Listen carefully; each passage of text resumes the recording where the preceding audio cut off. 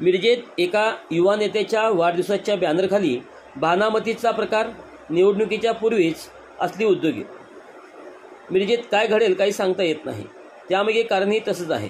कोण पुढे चाललं की मागे कसं वळायचं याकडे लोक अधिक भर देत असतात। अशाचमध्ये मिरजेत एक प्रकार घडला आहे। युवा नेते आणि जनस्वराज्य पक्षाचे शहर जिल्हाध्यक्ष पंकज म्हेत्रे यांच्या वाढदिवसानिमित्त शहरात विविध ठिकाणी डिजिटल बॅनर लावण्यात आले होते।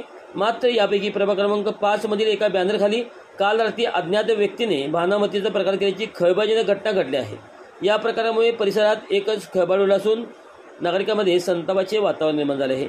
बॅनरखाली लाल आणि हिरव्या कापडामध्ये काही भानामतीचा प्रकार करून साहित्य टाकण्यात आले आहे।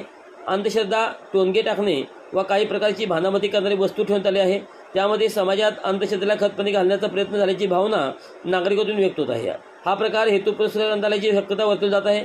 निवडणुकीच्या अगोदरच अशी कृत्ये केली जात आहेत, तर निवडणूक लागल्यानंतर काय होणार हे पाहावं लागणार आहे।